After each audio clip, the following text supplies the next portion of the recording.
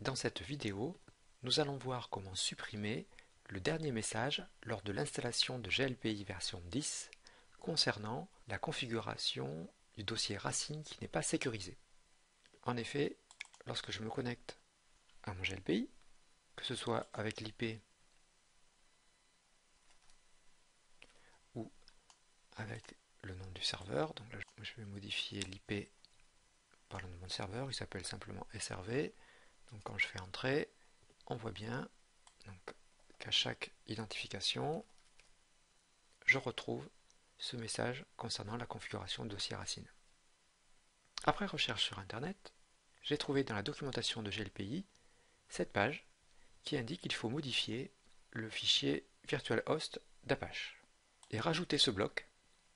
Cependant, l'information trouvée concerne une installation sous Linux et je l'ai donc adapté pour que cela fonctionne sous mon environnement Windows avec ma compilation XAMPP. Donc je vais copier-coller le bloc trouvé dans le fichier de configuration d'Apache.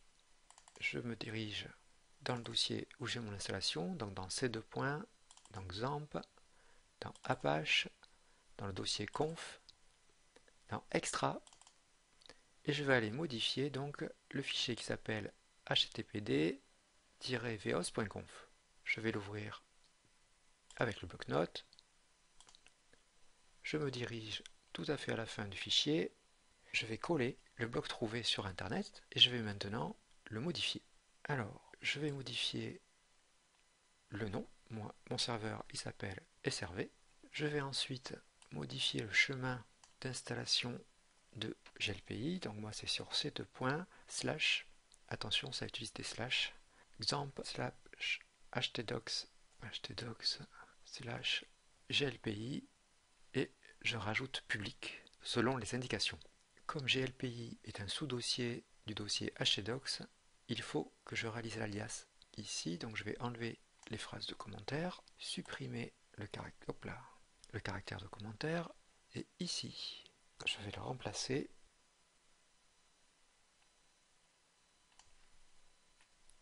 par l'emplacement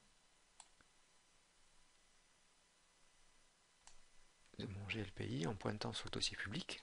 Ensuite, on va modifier le répertoire d'Apache par défaut, et donc je vais refaire la même modification, puisque ça, c'est quand on est sous Linux. Donc je remplace par guillemets ces deux points slash XAMPP slash htdocs slash glpi slash public. Je laisse les différentes lignes ici et je vais enregistrer le document. Comme c'est un fichier de configuration, je vais lancer le panneau de contrôle, arrêter le serveur Apache et le relancer pour que les modifications du fichier soient prises en compte.